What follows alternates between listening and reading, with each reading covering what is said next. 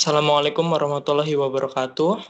Selamat malam yang terhormat kepada Bu Ike selaku pengampuh mata kuliah Etika Profesi dan teman-teman sekalian.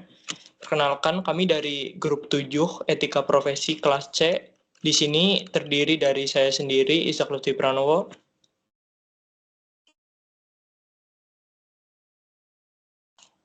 dan teman saya. Ada saya sendiri, Noven Rasana. Lalu saya Bagas Ramadana. Dan saya Hasna Aulanisa Wahono.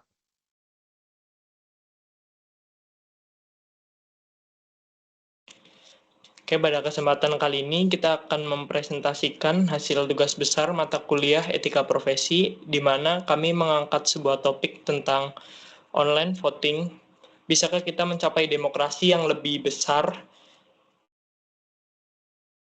dan dengan membiarkan orang memilih dari rumah mereka yang nyaman? Bisakah persyaratan pemungutan suara rahasia dan satu orang, satu suara, keduanya terpenuhi? Bagaimana suara yang jujur dapat dipastikan? Mungkin dimulai dulu dari judul, Kak.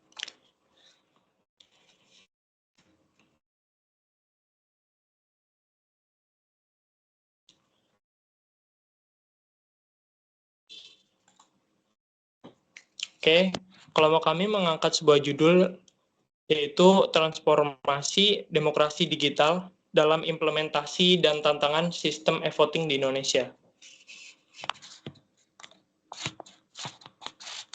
Next.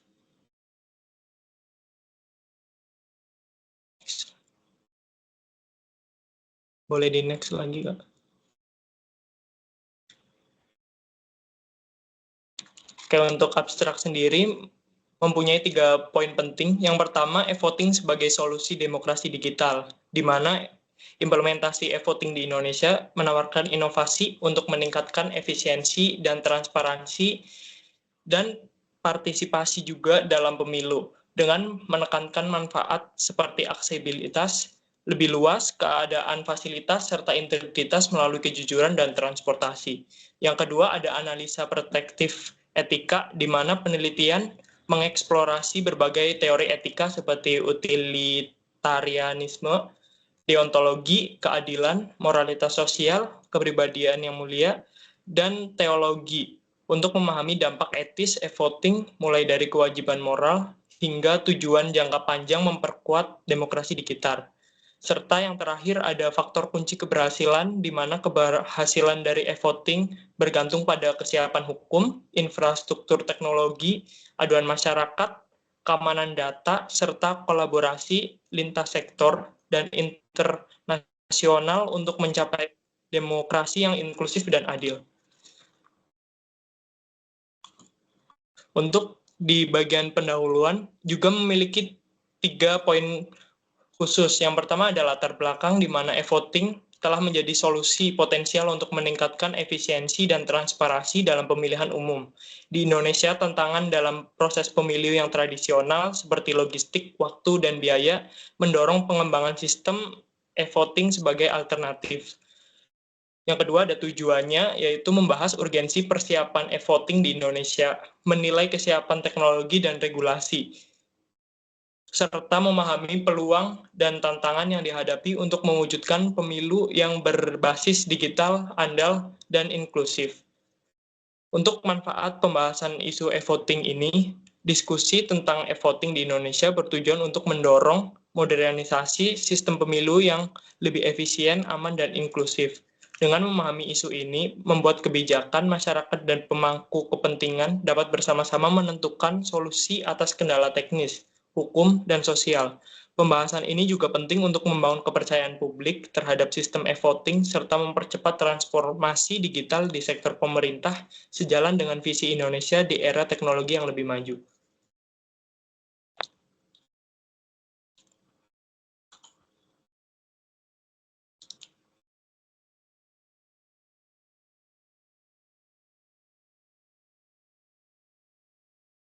Mungkin bisa di next.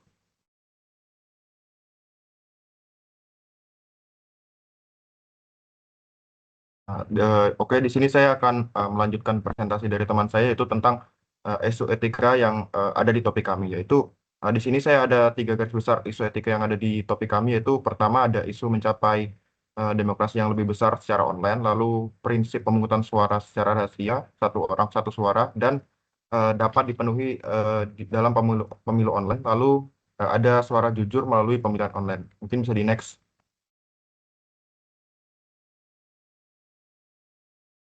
Nah, di sini untuk isu yang pertama itu mencapai demokrasi yang lebih besar secara online. Poin pertama di sini ada kebebasan memilih tanpa tekanan, yaitu salah satu prinsip dasar dalam demokrasi eh, yang dimana kebebasan memilih tanpa pengaruh ini eh, dalam konteks pemilu dari rumah ini menjadi relevan ketika mempertimbangkan kemungkinan tekanan dari keluarga, komunitas ataupun maupun pihak lain. Lalu di sini ada kerahasiaan dan privacy, di mana dalam demokrasi kerahasiaan suara adalah hak mendasar yang harus dilindungi dilindungi pemilih dari potensi pembobolan ataupun diskriminasi. Selain itu, memilih dari rumah juga berisiko merusak kerahasiaan suara jika perangkat yang digunakan itu tidak aman. Lalu ada akses yang setara, yang dimana isu ini tuh yang demokrasi yang sejati me- sorry, mensyaratkan inklusi di mana semua warga negara memiliki kesempatan yang sama untuk berpartisipasi. Pemilu dari rumah ini melalui sistem online dapat menciptakan ketidakselarasan terutama bagi mereka yang tidak memiliki akses internet maupun perangkat teknologi yang mewadai. Bisa di next. Lalu di sini ada prinsip pemungutan suara rahasia, satu orang satu suara, dan dipenuhi dalam pemilu online. Yang pertama di sini ada kerahasiaan pemilih, yang dimana kerahasiaan pemilih adalah salah satu hak fundamental dalam pemilu yang melindungi setiap individu dari pengaruh eksternal ataupun internal, yang dimana eh, dalam pemilu online ada kekhawatiran bahwa teknologi dapat mengancam kerahasiaan suatu suara, terutama jika sistem tidak cukup aman atau jika perangkat yang digunakan tidak terlindungi dengan baik. Lalu ada prinsip satu orang satu suara. Di sini eh, prinsip satu orang satu suara ini mengharuskan setiap pemilih memiliki suara yang setara tanpa ada pihak yang memberikan suara lebih ataupun kurang. Ya, intinya haknya itu satu orang satu suara.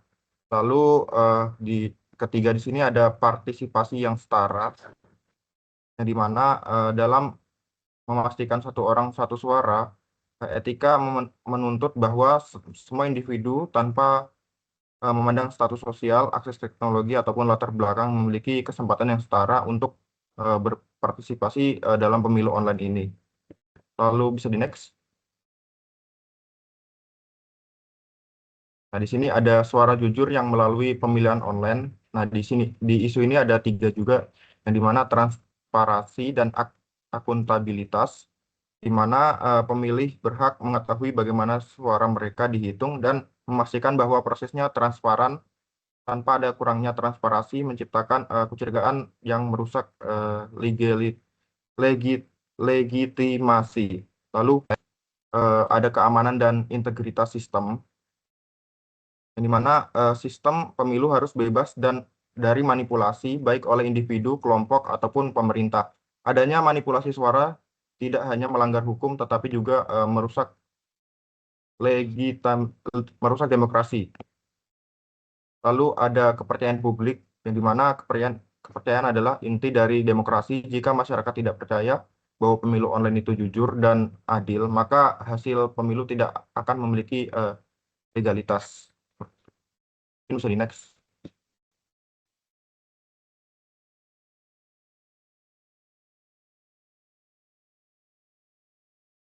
Apakah suara saya terdengar? Baik, selanjutnya adalah perspektif etika. Bisa di next. Ya, jadi perspektif etika itu lahir dari banyak teori. Maka dari itu sebenarnya bagian ini cukup luas, tetapi saya mengambil beberapa teori saja. Yang pertama ini ada teori utilitarian. Nah, aliran utilitarian ini dicetuskan oleh filosof Inggris yaitu Jeremy Bentham yang ada gambarnya di PPT dan rekannya itu adalah John Stuart Mill. Nah, kriteria untuk menentukan baik buruknya suatu perbuatan adalah the greatest happiness of the greatest number. Jadi kebahagiaan terbesar dari jumlah orang terbesar. Nah, implementasi e-voting ini pada pemilu Indonesia selaras dengan prinsip teori ini karena berpotensi memaksimalkan kebahagiaan bagi sebagian besar masyarakat. Penggunaan metode ini memudahkan pemilih yang sebelumnya menghadapi kesulitan untuk berpartisipasi, seperti orang-orang yang berada di daerah terpencil, luar negeri, ataupun yang memiliki keterbatasan mobilitas. Oleh karena itu, hal ini linear dengan teori utilitarian dengan menjunjung tinggi manfaat orang banyak. Bisa di next. Nah, yang kedua ini ada teori deontologi. Istilah deontologi berasal dari perkataan Yunani yaitu deon yang berarti kewajiban atau sesuatu yang diwajibkan. Nah, tokoh teori deontologi adalah Immanuel Kant dan teori ini tuh intinya menjelaskan baik atau buruknya suatu perilaku itu tidak dinilai berdasarkan dampak yang ditimbulkannya, tetapi kewajibannya. Nah, implementasi e-voting-nya itu selaras dengan prinsip teori ini karena sistem ini mendukung pelaksanaan kewajiban moral dan hukum yang melekat dalam pemilu khususnya dalam memenuhi prinsip luber langsung umum bebas dan rahasia. Dengan e-voting, kerahasiaan suara dapat lebih terjamin melalui sistem enkripsi digital dan mekanisme pengamanan yang canggih, sehingga meningkatkan kepercayaan masyarakat terhadap proses pemilu. Bisa di next. Untuk yang ketiga ini adalah teori keadilan. Jadi teori keadilan ini diajukan oleh John Rawls dalam karyanya A Theory of Justice yang dikenal sebagai Justice as Fairness. Prinsip utama dari teori ini yaitu setiap orang memiliki hak yang sama atas kebebasan dasar yang paling ekstensif yang sesuai dengan kebebasan yang sama untuk orang lain. Nah, implementasi e-voting dalam pemilu ini dapat dianggap sesuai dengan teori keadilan karena secara prinsip setiap warga negara menggunakan perangkat digital yang sama untuk memberikan suara sehingga mengurangi ketimpangan dalam fasilitas fisik seperti perbedaan kualitas TPS atau ketersediaan logistik di berbagai daerah. Akan tetapi, hal ini juga menimbulkan tantangan baru karena masyarakat yang tidak memiliki gadget, literasi digital, ataupun akses internet yang memadai mungkin terpinggirkan dalam proses pemilu.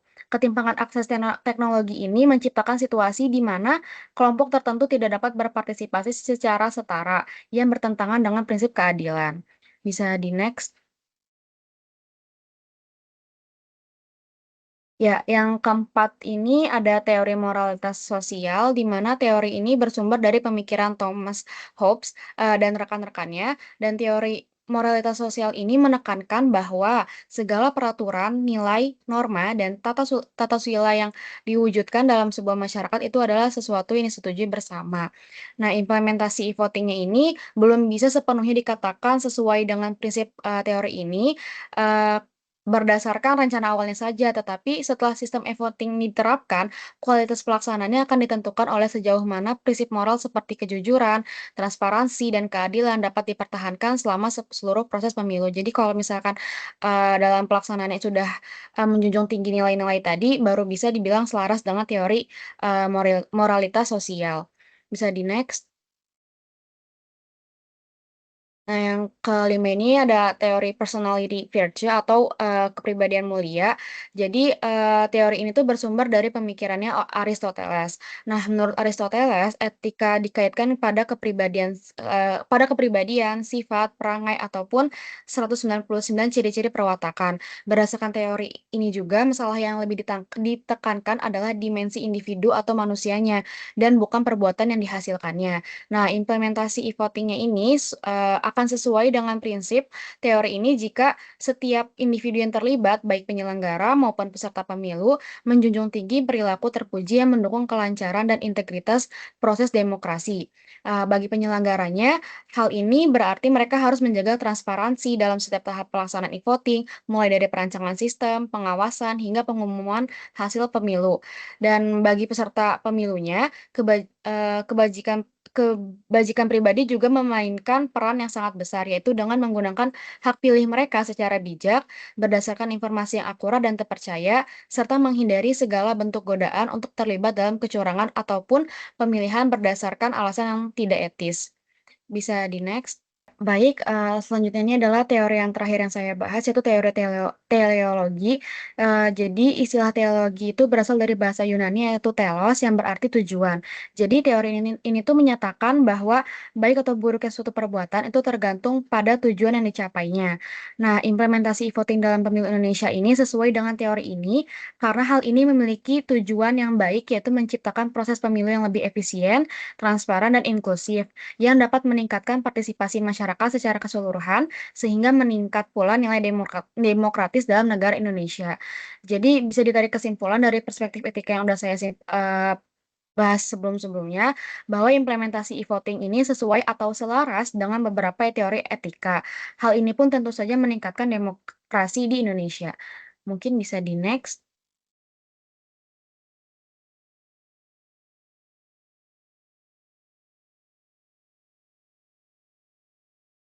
Baik, apakah suara saya terdengar? Oke, selanjutnya izin menjelaskan bagaimana solusi implementasi e-voting di Indonesia.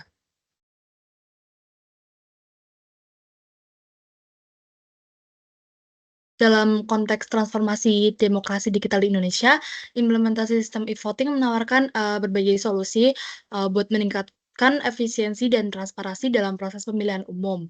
Meskipun ada tantangan yang tetap harus dihadapin, tapi ada beberapa langkah strategis yang bisa diambil untuk memastikan keberhasilan penerapan e-voting. Beberapa langkah itu, aku bikin secara, flowchart gini, agar lebih mudah dipahamin. Itu dimulai dari pertama, ada penyusunan kerangka hukum yang jelas. Penyusunan kerangka hukum yang jelas itu salah satu langkah awal yang sangat krusial dalam implementasi e-voting, karena itu harus mencakup secara detail tentang aspek dari teknis, keamanan, dan perlindungan data pemilih. Terus, agar tujuannya tuh sistem bisa berjalan secara transparan dan juga akuntabel, kayak gitu. Terus, selanjutnya tuh ada keterlibatan pemangku kepentingan. Keterlibatan pemangku kepentingan ini, pihak-pihak itu harus, bertanggung jawab atas, mengingat data pemilih itu bersifat sensitif gitu. Selanjutnya ada peningkatan, infrastruktur teknologi. Nah, di peningkatan infrastruktur teknologi ini ada 3 langkah, strategis. Yang pertama itu ada pengadaan perangkat keras dan perangkat lunak. Itu, tujuannya agar sistem itu nggak hanya canggih, tapi juga memiliki sistem yang keamanan yang kuat buat mencegah potensi ancaman cyber ataupun manipulasi data gitu. Selain itu juga ada jaringan internet stabil dan merata, di mana jaringan internet stabil dan merata di seluruh wilayah termasuk daerah terpencil, dan harus jadi prioritas agar seluruh masyarakat tuh bisa mengakses sistem ini tanpa hambatan teknis, seperti itu. Terus, ada penyediaan sistem keamanan yang kuat, di mana, penyediaan sistem keamanan yang kuat ini, eee, hasil pemilu tuh bisa dipertanggungjawabkan dengan transparan dan akurat, seperti itu. Kalau tanpa infrastruktur yang mumpuni, penerapan e-voting itu berisiko mengalami kegagalan, baik dari segi operasional maupun kepercayaan publik terhadap sistem. Selanjutnya itu ada langkah yang ketiga, yaitu pelatihan dan edukasi masyarakat, di mana, pelatihan dan edukasi masyarakat itu ada 3 langkah strategis. Yang pertama itu pelatihan bagi, penyelenggara pemilu, di mana pelatihan ini tuh, mengenai penggunaan e-voting yang merupakan langkah penting yang harus dilakukan secara menyeluruh, kayak gitu. Penyelenggara pemilu itu perlu dibekali pengetahuan teknis dan keterampilan yang memadai buat mengoperasikan serta mengawasi sistem agar proses pemungutan suara itu berjalan lancar dan, transparan, seperti itu. Terus, selanjutnya itu ada edukasi masyarakat terkait e-voting, di mana edukasi masyarakat e-voting itu juga perlu diberikan, pemahaman yang jelas tentang cara kerja e-voting, mulai dari prosedur pemilihan, hingga jaminan keamanan data yang digunakan, da dan dengan edukasi yang baik ini diharapin masyarakat itu bisa lebih siap dan percaya diri, dalam berpartisipasi menggunakan sistem e-voting ini, kayak gitu. Terus selanjutnya itu ada sosialisasi media dan pendekatan langsung, di mana sosialisasi media dan pendekatan langsung ini tuh, tujuannya buat mengurangi, skeptisisme publik terhadap teknologi baru, terutama kayak misal ragu terhadap keamanan dan transparansi dari hasil keseluruhan pemilu gitu. Eee, te termasuk dari pemangku kepentingan atau stakeholder terkait seperti itu. Terus selanjutnya itu ada langkah yang keempat, ada penguatan keamanan data, di mana penguatan keamanan data ini tuh adalah 4 langkah strategis. Yang pertama tuh ada protokol keamanan yang kuat, di mana protokol keamanan yang kuat itu sangat krusial karena mengingat data pemilih itu bersifat sensitif dan juga rentan terhadap penyalahgunaan.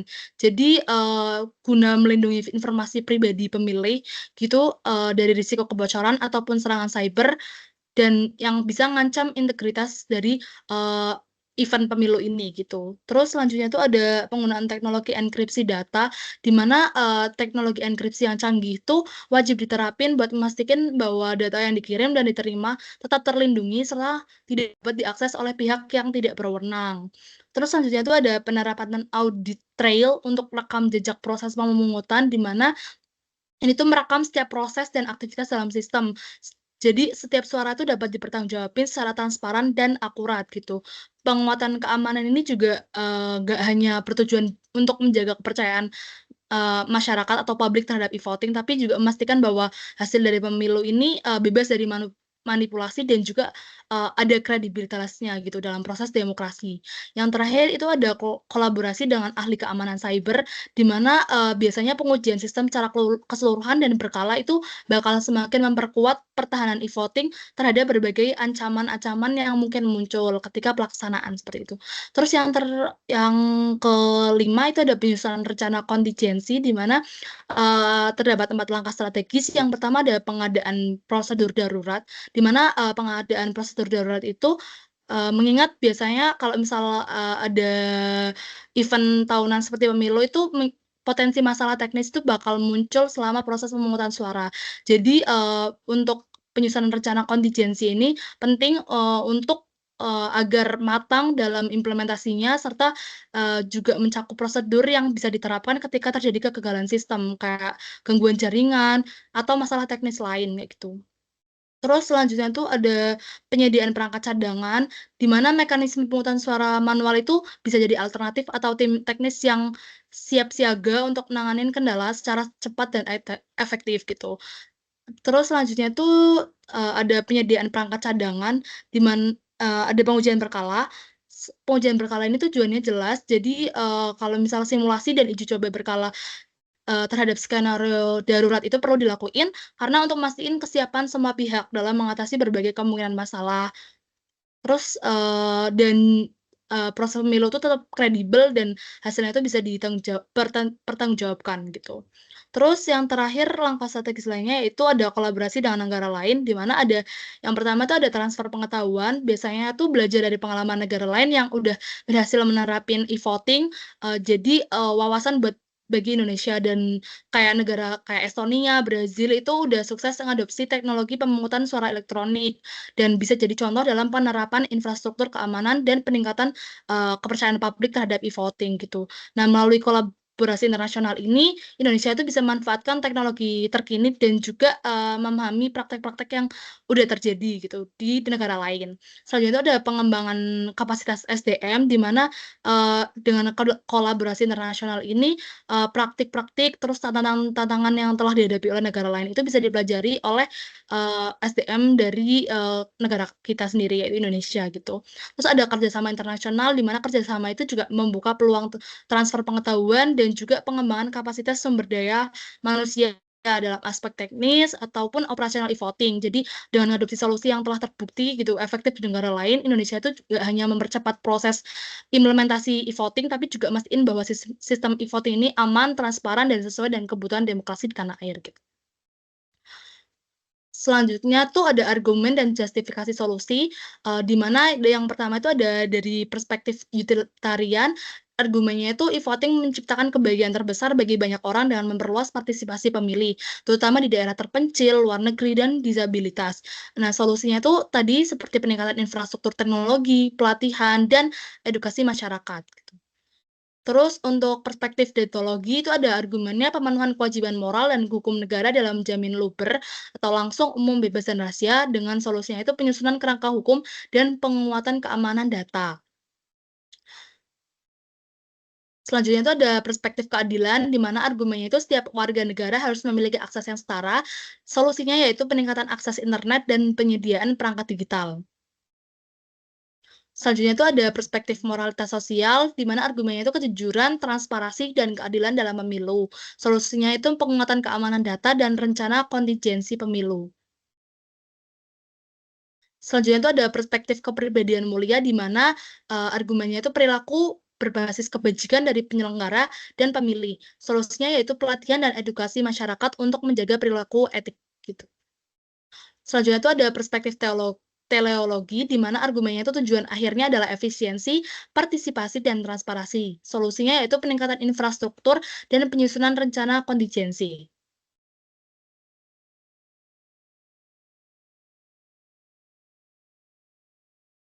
Oke, yang terakhir mungkin di sini ada kesimpulan, yaitu online voting atau pemilu online itu proses pemilihan umum yang menggunakan teknologi internet atau perangkat elektronik untuk memungkinkan pemilih memberikan suara secara daring.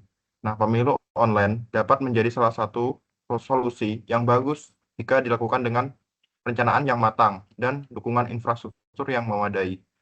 Nah, saat ini pemilu online di Indonesia masih dilakukan secara manual di TPS menggunakan surat suara. Pemilu online belum diterapkan karena tantangan besar dalam aspek infrastruktur teknologi, keamanan, kerahasiaan suara, keadilan, serta kepercayaan masyarakat. Nah, untuk negara seperti Indonesia, pemilu online memerlukan persiapan yang cukup matang untuk memastikan sistemnya itu adil, aman, dan inklusif.